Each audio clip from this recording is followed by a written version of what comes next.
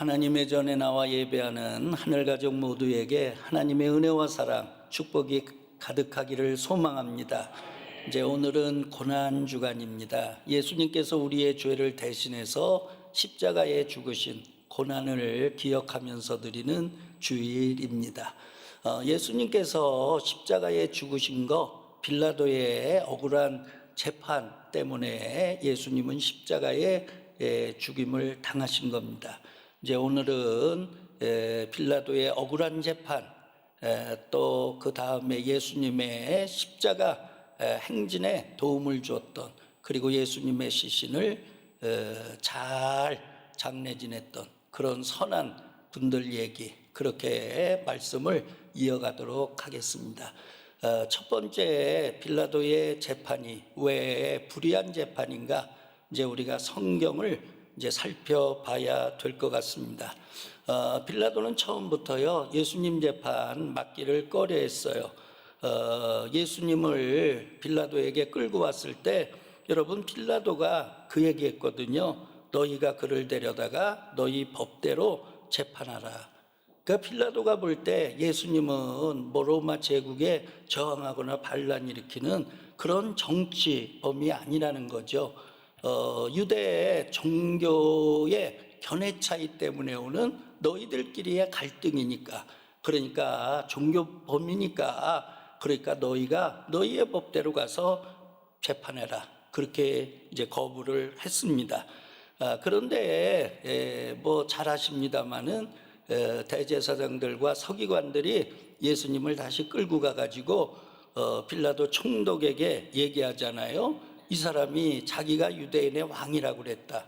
이제 누명 씌운 거죠. 예수님 한 번도 그러신 적 없거든요. 그래서 그거를요, 정치적 재판으로 둔갑시켜 버린 겁니다. 그래가지고 빌라도가 재판할 수밖에 없는 그런 상황이 된 거예요.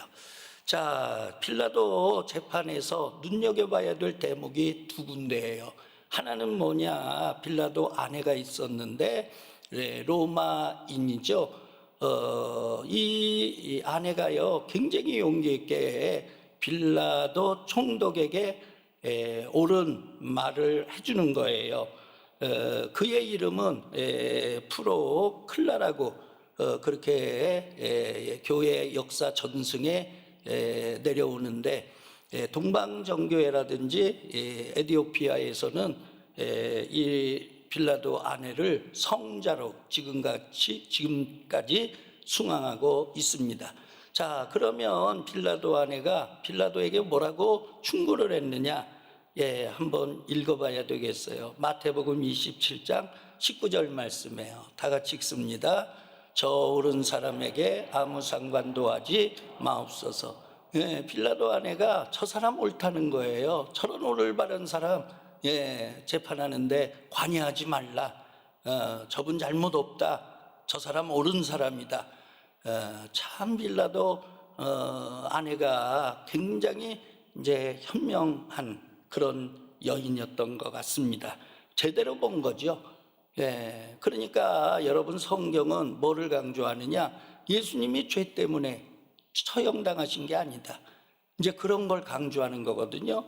자, 여러분, 빌라도가 뭐 마지못해서 재판을 맡아서 진행을 하는데 3번이나 재판관 아니겠습니까? 빌라도의 입에서 다음과 같은 고백이 나옵니다. 요한복음 18장 38절이에요. 다 같이 읽어보도록 합니다. 나는 그에게서 아무 죄도 찾지 못하였노라. 요한복음 19장 4절입니다. 내가 그에게서 아무 죄도 찾지 못한 것을 너희로 알게 하려 함이로다. 요한복음 19장 6절에 또 반복합니다. 너희가 친히 데려다가 십자가에 못 박으라. 나는 그에게서 죄를 찾지 못하였노라. 아멘. 여러분 봐보세요. 3번이나 반복해서 빌라도 총독이요, 예수님 죄가 없다는 거예요.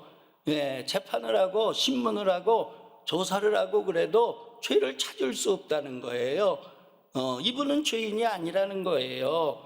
그래서 여러분, 빌라도가 꺼려했던 거거든요. 그러니까 여러분, 예수님이 죄가 없으신데 왜 사형 선고를 받으셨느냐? 그런 죽음을 가리켜서 대속적 죽음이라고 그래요. 자신은 죄가 없어요. 그러나 인간의 죄를 대신해서 그 죄를 뒤집어 쓰시고서 대신 죽으신 죽음. 그것이 바로 대속적 죽음이에요. 이거는 구약 성경 제사법을 우리가 알아야 이해가 쉬워져요. 구약에서 사람들이 죄를 지면 이제 성막으로 가서 죄를 회개해야 되잖아요. 죄사함을 얻어야 되잖아요. 그러면 양이라든지 짐승을 가지고 가서 이제 안수를 합니다. 나의 죄가 너에게 전가되었느니라. 내 죄가 너에게 다 옮겨졌느니라. 그래서 양을 잡아서 하나님께 드리면 하나님께서 여러분 그 양을 받으시고요, 그 사람의 죄를 사하여 주시는 거예요. 그러니까 양이 여러분 양으로 죽는 게 아니라 죄를 지은 사람의 죄를 뒤집어 쓰고 대신 죽는 거예요. 그래서 그 양을 가리켜서 희생양이다, 그렇게 얘기하는 거거든요. 여러분 예수님도 마찬가지로 인류의 죄를 대신해서 유월절 어린 양, 희생양이 되셔서 십자가에 못 박혀 돌아가신 줄로 믿습니다. 그러니까 우리가 십자가를 묵상할 때마다 주님, 저의 죄 때문에 주님께서 십자가에 죽음을 당하셨군요. 주님이 십자가에 죽임을 당함으로 말미암아 주님의 보혈의 피로 우리의 죄가 사함받은 줄로 믿습니다. 주여 죄사함의 은총 누리게 하여 주시옵소서. 그리고 주님의 십자가 우리가 묵상하면서 주님 걸어가신 그 십자가의 길을 우리도 능히 걸어갈 수 있도록 주께서 우리를 지켜 주시옵소서. 여러분 우리가 그렇게 기도하는 자들이 되기를 바랍니다.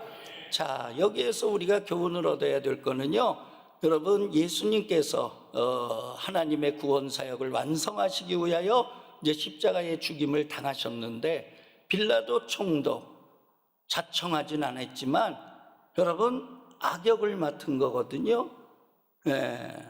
뭐 예수님을 놓아주려고 그러니까 대제사장 서기관들 바리새인들 그 다음에 군중들이요 막 밀란을 일으킬 것 같아요.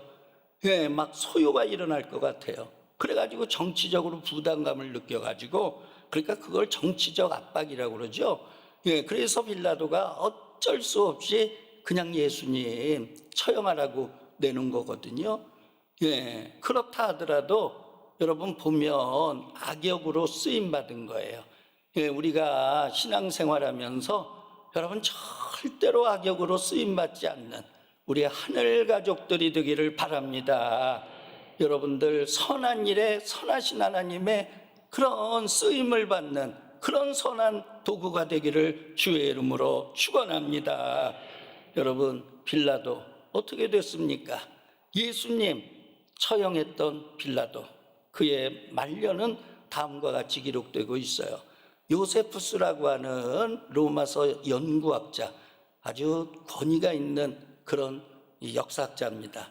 그분의 기록에 의하면 이제 빌라도 총독은 유다 사마리아 이둠에 이제 10년간 통치했던 그런 총독인데, 이게요 사마리아 대학살 사건에 연루가 돼가지고 그래서 로마 황제가 비엔나로 추방을 시켰어요. 추방당한 비엔나에서 스스로 자결해서 죽는 그런 비참한 최후를 맞이하게 됐다는 거예요. 여러분 얼마나 안타까워요. 본인도 마지막 최후가 불행한 거고, 또 2000년 기독교 역사에 믿는 자들이요 사도신경 고백할 때마다 본디오 빌라도에게 고난을 받으사 십자가에 죽으시고, 여러분 아주 악한 이름으로 오늘날까지 믿는 자의 입에 전해지는 거거든요. 그러니까 여러분 우리가 하나님의 일에 여러분 쓰임을 받되 절대로 악역이 되지 않기를 바랍니다. 여러분 악한 일에 쓰임 받지 않기를 바랍니다. 두 번째예요. 그러면 여러분 빌라도가 악하게 쓰임 받았다면 선하게 쓰임 받은 사람은 누굴까? 예수님 대신해서 십자가를 진 구레네 사람 시몬 아니겠어요? 자, 마가복음 15장 21절 읽어보도록 하죠. 마침 알렉산더와 루포의 아버지인 구레네 사람 시몬이 시골로부터 와서 지나가는데 그들이 그를 억지로 같이 가게 하여 예수의 십자가를 지우고 그랬어요.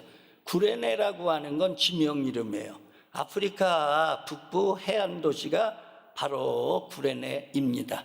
여기에서 시몬이라고 하는 자가 예루살렘 왔어요. 왜 왔느냐? 유월절 지키기 위해 왔어요. 제사 드리러 왔거든요. 그러니까 믿는 자인 거예요. 자, 그런데 와보니까요, 막 소동이 일어난 거예요.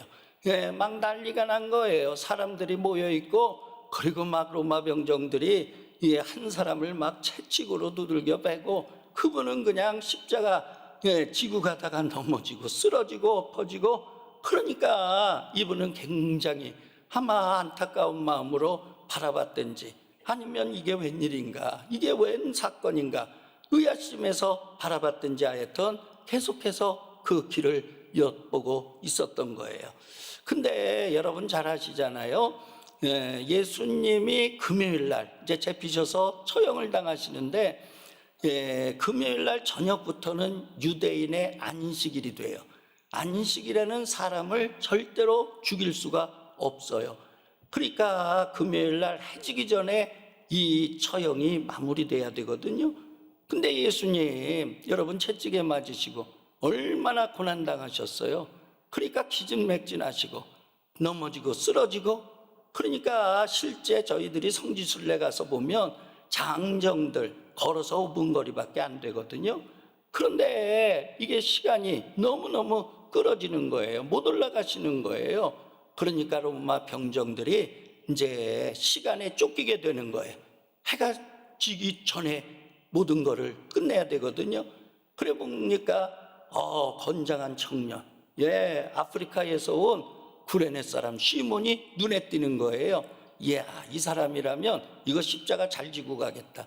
그래가지고 그 사람을 억지로 끌어다가 예수님 십자가를 대신 지게 하고, 그래서 예수님은 그 뒤를 따라가게 하고, 그래서 금요일 해지기 전에 여러분 십자가 처형이 마무리가 된 거예요. 여러분 이해가 되셨으면 아멘. 이해가 되셨으면 아멘. 여러분 구레네 사람 시몬은요, 원하지 않았지만은 예수님의 십자가를 대신 짊어지는 그런 선한 일에 쓰임받은 줄로 믿습니다.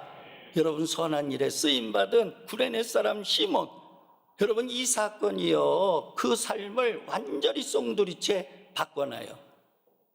그 가문이 기독교 초대교회의 어마어마한 신앙의 명가문으로 여러분 바꿔지는 그런 계기가 되는 거예요. 자, 구레네 사람 시몬은 어떤 사람이 됐느냐? 예수님의 참된 제자가 됐죠. 이방 지역의 첫 번째 세워진 교회가 안디옥 교회인데, 안디옥 교회 창립 멤버가 돼요. 사도행전 13장 1절 읽어보도록 하죠. 안디옥 교회에 선지자들과 교사들이 있으니 곧 바나바와 니게르라 하는 시몬과 구레네 사람 루기오와 본붕왕 헤롯의 젖동생 마나엔 및 사울이라 그랬어요. 그러니까 여러분 저기 니게르라 하는 시몬, 이게 구레네 사람 시몬이에요. 그러니까 안디옥 교회 여러분 창립하는 멤버가 됐다는 거예요. 그게 초대교회 리더가 된 거죠. 그러면 그의 집안은 어떻게 됐느냐? 성경에 나오는 거 그대로 말씀드리죠. 아내는요, 사도 바울이요, 로마서에서 뭐라고 고백하느냐? 로마서 16장 13절 말씀에요. 주 안에서 택하심을 입은 루포와 그의 어머니에게 문안하라. 그의 어머니는 곧 내 어머니라. 사도 바울이요, 내 어머니래요. 초대교회 기도의 어머니. 선교하는 사람을 기도로 밑받침했던 그런 영적인 어머니. 여러분 대단한 거 아니에요? 사도 바울이 그분은 내 어머니야. 그럴 정도로. 그러니까 유관순 열사가 여러분 저절로 성장한 게 아니잖아요. 앨리스 샤프 선교사님이 양딸 삼아서, 그러니까 앨리스 샤프 선교사님은 유관순 열사의 영적인 어머니였던 거죠. 그러니까 구레네 사람 시몬도 안디옥 교회 창립 멤버, 교회를 설립하는 주도 세력이 되고, 그리고 그의 아내는요 기도의 어머니로 초대교회에서 수강을 받고, 그 다음에 첫째 아들이 알렉산더인데, 여러분 알렉산더는요 예루살렘 교회의 리더가 됐어요. 루프는 어떻게 됐느냐? 로마 교회의 리더가 된 거예요. 그러니까 초대교회 최고의 신앙의 명가가 어디냐? 바로 구레네 사람 시몬의 집안이 된 거예요. 여러분, 하나님은요 이렇게 선하게 쓰임받는 자들, 하나님께서 그 가문을 축복하시는 줄로 믿습니다. 여러분, 여기서 안 끝나잖아요. 기독교가 로마 제국에 굉장한 핍박을 받았잖아요. 그런데 313년에 기독교가 공인이 되죠. 로마 제국의 국교가 된다는 거예요. 그 일을 한 사람이 누구냐? 콘스탄틴 황제 아닙니까? 그러면 콘스탄틴 황제는 누구예요? 여러분, 역사학자들이 조사해 보니까 구레네 사람 시몬의 12대 자손이에요. 할렐루야.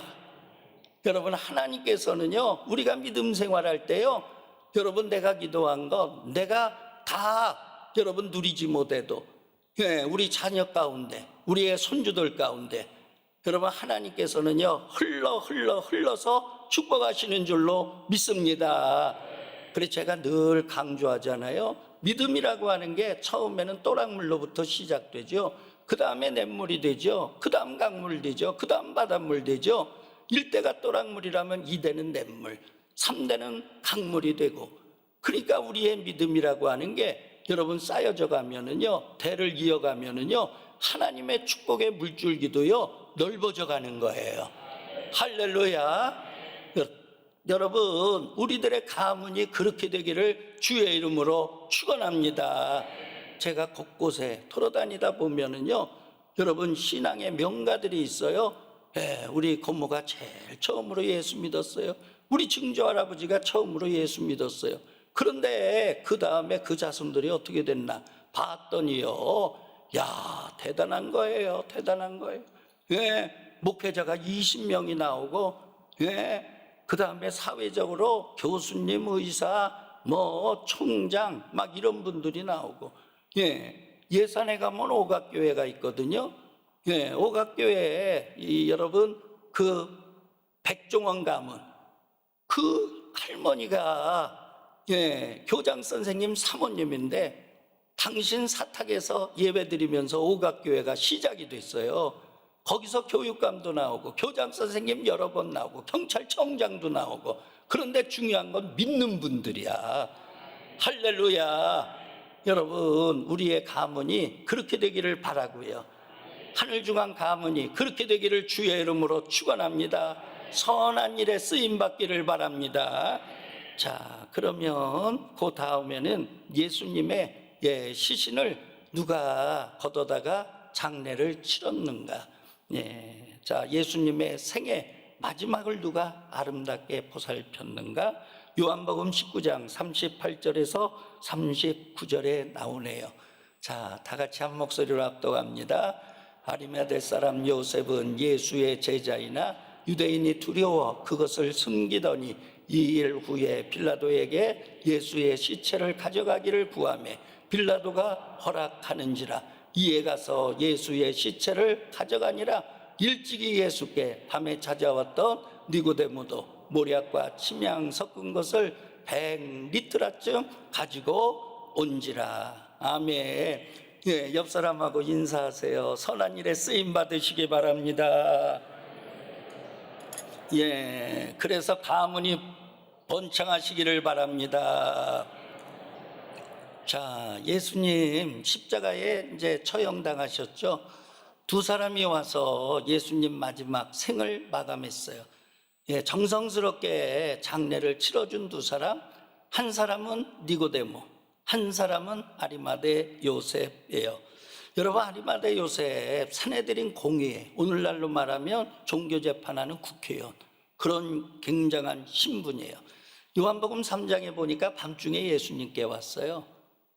예수님께서 네가 거듭나야 되겠다. 물과 성령으로 거듭나야 되겠다. 그래가지고 그날 밤에 예수님으로부터 거듭난 자가 니고데모예요.